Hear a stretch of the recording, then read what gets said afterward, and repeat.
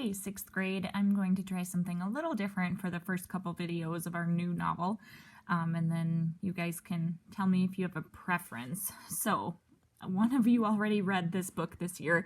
I was really excited to see it in the hands of one of my 6th graders, and then the next second I was slightly bummed because I thought, oh, I'm gonna read it to you, shoot, you beat me to it, but that's okay. So, Carter, I know you already read this and took the book test on it, but if you would hang out and listen to me read it to you, that'd be awesome. So what I do tell students, if they've already read a book that I'm about to read aloud to the whole class and they're like, oh man, I'm like, you know what? You haven't heard me read it to you, so just have fun. So anyway, and it is kind of fun what you notice the second time you read through a book, or how it's kind of different if someone else reads it aloud to you. Anyway, and there's some cool songs by Toby Mac. There's like a really neat soundtrack for this, well, for the movie, but songs that go with the book. So I'll be letting you guys know of those as we read. So I'm gonna record like this for this novel, like I said, for at least the first couple chapters, and then we will kind of see how it goes. So this is The Lion, the Witch, and the Wardrobe by C.S. Lewis. This is the second book in the Chronicles of Narnia. And one of the reasons I chose this is, well, one, I enjoy it. Two, I really, really love the movie. This is one of the few movies that I deem to be almost as good as the book. So I would really love, here's my goal, I would really love that when we are done with this book and everyone has taken the AR test and we are out of the quarantine, that I would super love to host a class movie watching hangout, like party type thing, just kind of as an excuse to get together and enjoy this story together once again. So, yeah, and if that, has to be obviously scheduled like in the summer or in the fall or something, I would love to make that happen just to hang out. So here we go. The Lion, the Witch, and the Wardrobe by C.S. Lewis. Chapter 1. Lucy looks into a wardrobe. Once there were 4 children whose names were Peter, Susan, Edmund, and Lucy. This story is about something that happened to them when they were sent away from London during the war because of the air raids. So that's going to come into play later. It's a detail that's often forgotten or just really easily overlooked. So this is the beginning of World War II. They were sent to the house of an old professor who lived in the heart of the country, 10 miles from the nearest railway station and 2 miles from the nearest post office. He had no wife, and he lived in a very large house with a housekeeper called Mrs. Macready and 3 servants. Their names were Ivory, Margaret, and Betty, but they do not come into the story very much. He himself was a very old man with shaggy white hair, which grew over most of his face as well as on his head, and they liked him almost at once. But on the first evening when they came out to meet them at the front door, he was so odd-looking that Lucy, who was the youngest, was a little afraid of him, and Edmund, who was the next youngest, wanted to laugh and had to keep on pretending he was blowing his nose to hide it. As soon as they had said good night to the professor and gone upstairs on the first night, the boys came into the girls' room and they had all talked it over. "We've fallen on our feet, and no mistake," said Peter. "This is going to be perfectly splendid. That old chap will let us do anything we like." "I think he's an old dear," said Susan. "Oh, come off it," said Edmund, who was tired and pretending not to be tired, which always made him bad-tempered. "Don't go on talking like that." "Like what?" said Susan. "And anyway, it's time you were in bed." "Trying to talk like mother," said Edmund.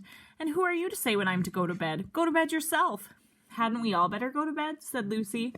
"There's sure to be a row if we're heard talking here." Good thing we just read The Indian in the Cupboard, because you know what that means. "No, there won't," said Peter. "I tell you, this is the sort of house where no one's going to mind what we do. Anyway, they won't hear us. It's about 10 minutes' walk from here down to that dining room, and any amount of stairs and passages in between." "What's that noise?" said Lucy suddenly.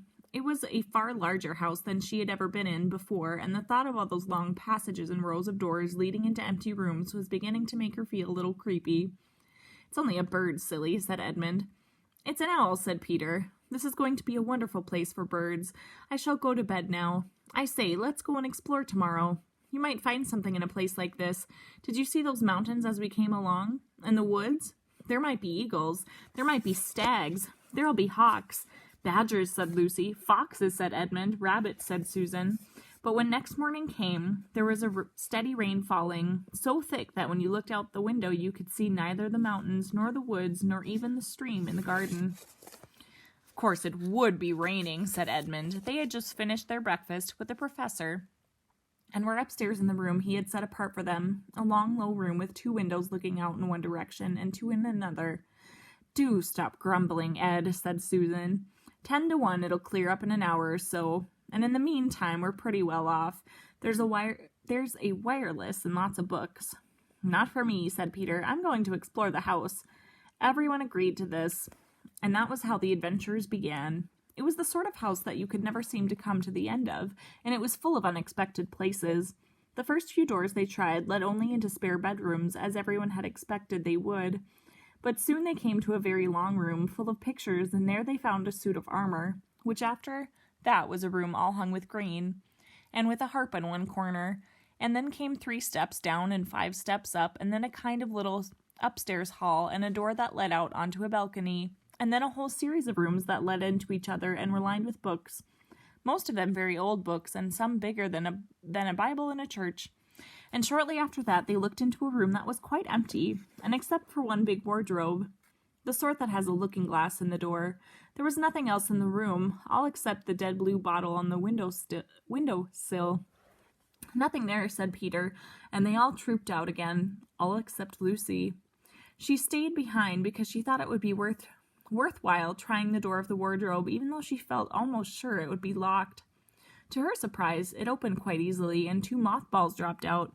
Looking into the inside, she saw several coats hanging up, mostly long fur coats. There was nothing Lucy liked so much as the smell and feel of fur. She immediately stepped into the wardrobe and got in among the coats and rubbed her face against them, leaving the door open, of course, because she knew that it is a very foolish thing to shut oneself into any wardrobe. Soon she went further in and found there was a second row of coats hanging up behind the first. It was almost quite dark in there, and she kept her arms stretched out in front of her so as not to bump her face into the back of the wardrobe. She took a step further in, then 2 or 3, always expecting to feel woodwork against the tips of her fingers, but she couldn't feel it. This must be a simply enormous wardrobe, thought Lucy, going still further in and pushing the soft folds of the coats aside to make room for her. Then she noticed there was something crunching under her feet. I wonder, is that more mothballs? She thought, stooping down to feel with her hand, but instead of feeling the hard, smooth wood of the floor, she felt something soft and powdery and extremely cold. This is very queer, she said, and went on a step or 2 further. The next moment she found she was rubbing her face, and what was rubbing against her face and hands was no longer soft fur, but something hard and rough and even prickly. Why, it's just like the branches of trees, exclaimed Lucy.